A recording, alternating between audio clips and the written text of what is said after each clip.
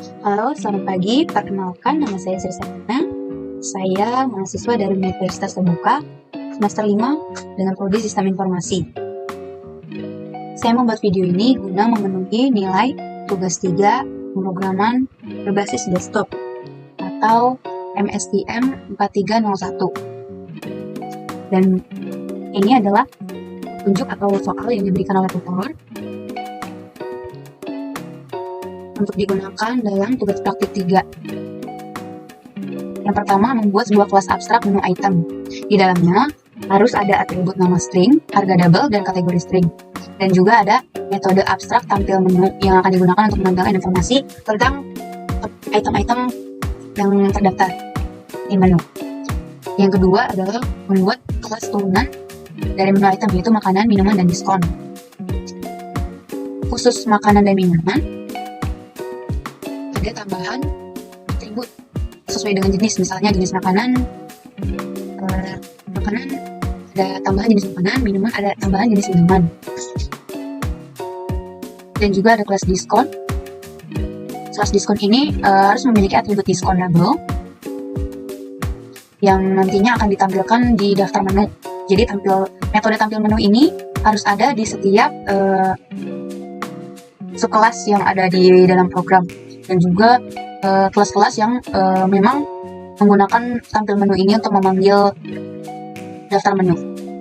Nomor 3 juga ada membuat kelas menu. Kelas ini harus memiliki atribut array list untuk menyimpan semua item menu. Yang keempat ada juga pesanan. Kelas pesanan nantinya akan digunakan untuk mencatat pesanan pelanggan. Nah, kelas pesanan ini harus memiliki atribut array list juga untuk menyimpan item-item yang dipesan oleh pelanggan. Setelah itu ada menu utama. Menu utama ini nantinya yang akan muncul pertama kali saat memulai program di dalam output. Pertama ada menambahkan item baru ke menu seperti makanan, minuman, dan diskon. Setelah itu ada menampilkan menu restoran. Yang ketiga juga ada menerima pesanan. Yang keempat menghitung total biaya pesanan dan diskon. Yang kelima ada menampilkan struk. Yang keenam terakhir ada keluar dari program. Untuk program ini total biaya pesanan, diskon, dan struk saya masukkan ke dalam menu utama pilihan pesanan. Jadi di saat pelanggan memesan pesanan, nantinya total biaya, diskon, dan struk otomatis tercetak. Setelah itu di sini ada petunjuk tambahan menggunakan polymorphism untuk mengimplementasikan metode tampil menu pada masing-masing kelas turunan.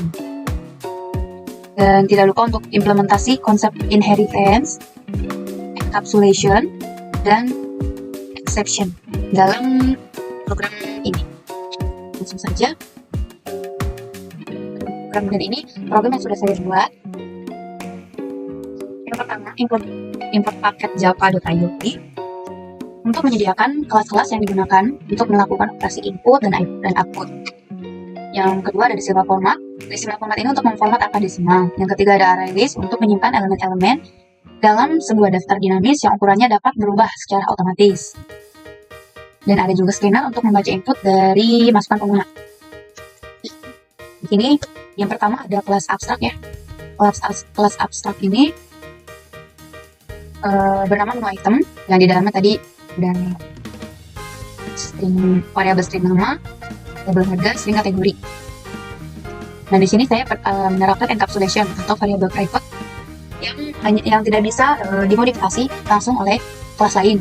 Jadi nanti kelas lain memanggil nama harga dan kategori dengan metode getter. Di sini saya sudah mengeluarkan juga metode getternya, get nama, get harga, get kategori. Nah, di sini juga ada tertera public abstract void tampil menu, metode kelas abstrak ya, tampil menu. Setelah itu ada kelas turunan dari menu item atau subclass ya. Di sini masuknya ke penerapan inheritance. Yang pertama ada kelas makanan. Syarat inheritance ini adalah kelas turunannya namanya apa, extends, dan nama superclassnya. Tidak lupa di dalam makanan ini tadi sudah ada petunjuk untuk menambahkan variabel string jenis makanan. Jadi setiap menambahkan item makanan nantinya akan pengelola restoran juga akan input jenis makanan seperti pedas atau asin atau berkuah atau kering dan lain-lainnya. Setelah itu di sini ada penerapan polymorphism. Nah, tampil menu di sini dipakai ya yang dari super class dipanggil di dalam kelas turunan. Setelah itu ada yang kedua minuman. Minuman sama seperti makanan, menambahkan variabel string jenis minuman. Di sini juga menerapkan polymorphism. Lalu ada kelas turunan yang ketiga, diskon. Menambahkan variabel diskon. Variabel diskon ini berbeda dengan makan dan minuman yang harus mengikuti jenis makanan atau minuman. Bedanya diskon adalah menginput berapa persen diskon yang diterapkan oleh sebuah item menu. Di sini juga ada penerapan polymorphism, dan di sini juga ada penerapan getter ya, get diskon untuk digunakan di kelas lain. Karena kan di sini memang hanya digunakan untuk di dalam kelas diskon saja. Jadi untuk menggunakan kelas lain memanggil diskon, mereka dapat memanggil get diskon atau diskon dot diskon atau tertentu. Setelah itu ada kelas menu. Kelas menu ini ada penerapan encapsulation atau variable private. Nah, area list menu item ini tidak bisa dimodifikasi langsung oleh kelas lain. Dia hanya di dalam kelas menu saja. Nah, untuk memanggil fungsi-fungsi yang ada di dalam menu ini, kelas lain dapat memanggil dengan cara misalkan menu dot ada tambah item, menu dot tambah item, atau menu dot tampilkan menu dan lainnya. Di sini saya juga ada mengkategorikan item-item ya sesuai dengan kategorinya masing-masing. Seperti makanan nanti ada di bawahnya makanan, di bawahnya ada itemnya apa saja, minuman itemnya apa saja, diskon juga itemnya apa saja. Setelah itu di sini juga ada penerapan exception handling, di mana exception handling ini fungsinya untuk menangani kondisi error dalam eksekusi program dengan menggunakan blok yang digunakan. Setelah itu ada menyimpan menu file. Menyimpan menu file ini fungsi dari paket java.io tadi ya yang di atas. Ini ada nama filenya menu, udah saya buat di sini di atas. Dan muat menu dari file juga ada langsung dari menunya. Setelah itu ada kelas pesanan. Di sini juga sama seperti kelas menu ya, memakai variable array list namun private yang tidak bisa diakses atau dimodifikasi langsung oleh kelas lain. Di sini saya ada buat dua karena nantinya yang pertama pelanggan memesan item apa namanya, lalu jumlahnya berapa. So di sini ada hitung total harga ya. Dan misalkan jika pelanggan memesan item diskon, nantinya di sini hitung total sudah masuk ke hitungan potongan diskon. Dan di sini cetak struk ini nantinya sama seperti tugas sebelumnya, tugas 1 dan 2. Cetak struk ini nantinya akan berisi seperti nama item pesanan, jumlah item pesanannya berapa, total harga per itemnya berapa, hitungan diskon, menu diskonnya yang dipesan, setelah itu total yang harus dibayar. Di sini juga ada fungsi ya, menyimpan struk file. Di sini ada filenya struk, di sini saya sudah buat. Setelah itu memuat struk dari file juga ada. Dan di sini kelas main. Ada kelas main. Dan di sini ada beberapa item menu awal yang saya input. Nah, ini show menu utama. Show menu utama ini yang nantinya akan pertama kali tampil saat menjalankan program di konsol. Seperti ini yang nantinya pertama ada selamat datang, menu utama, dan ini pilihan-pilihan yang akan kita pilih nanti. Ya. Dan di sini selanjutnya ada tambah menu ya. Di sini dari pilihan pertama, case pertama tambah menu. Sama seperti tugas sebelumnya, ada tambah menu. Hanya dia menambahkan diskon saja. Setelah itu ada pesan menu. Pilihan ke-3. Dan ketiga ada pesan menu.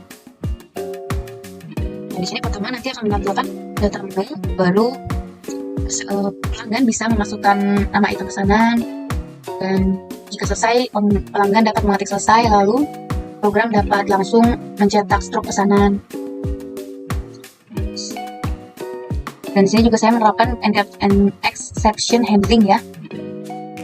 Exception handling gunakan try and catch. Oke, langsung kita coba testing.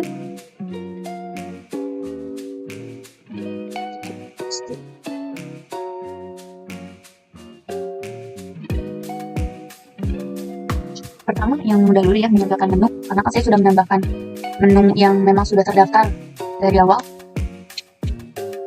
Dan di sini kategori makanan, ada pecel bakso, ada jenis makanannya nih, kering dan berkuah, minuman juga, diskon juga ada diskon 10%, penerapan diskonnya. Setelah itu kita coba yang menambah item ya. Kita coba item makanan dulu, makanan misalkan kerupuk. Nah, kita masukkan kategorinya. Jadi makanan kering. Setelah itu kita juga tambah minuman. Di sini baru ada es teh ya, es teh. Tambah jus. Harga menunya 14.000 misalkan. Kategori minuman, jenis minuman dingin. Dan yang terakhir kita tambah menu diskon. Di sini hanya kopi latte, berarti kita tambah air putih. Sorry. Susu coklat.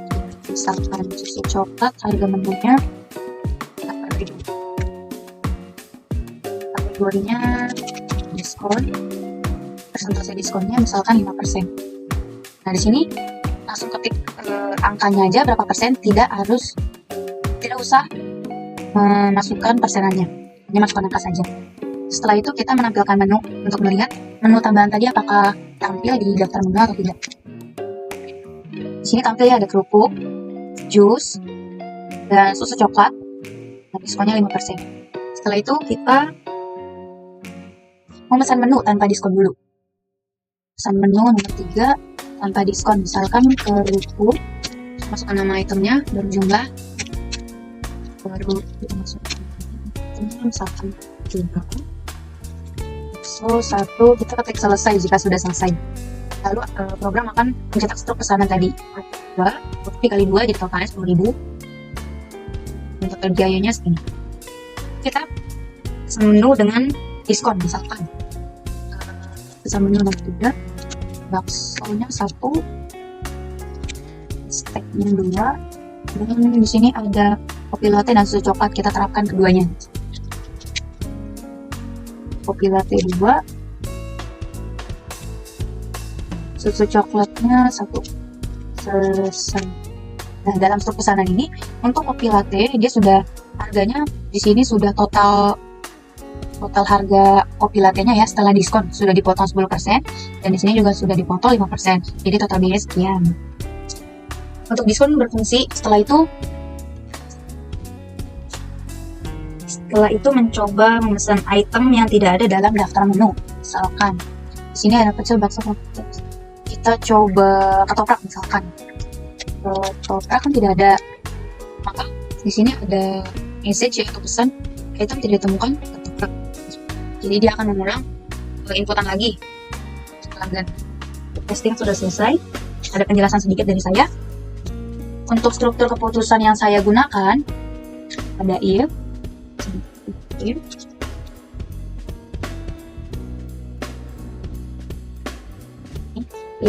Yang kedua ada if else.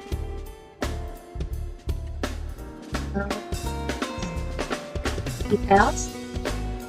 Dan juga ada if else. Dan juga ada switch.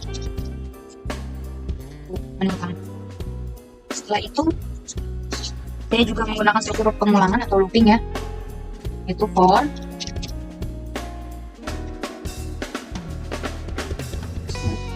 Nah ini untuk di beberapa kelas ya. Setelah itu juga saya menggunakan pengulangan while dalam suatu kelas. Oke, itu saja dari saya. Kurang lebihnya mohon maaf. jika ada salah kata. Dan saya ucapkan terima kasih.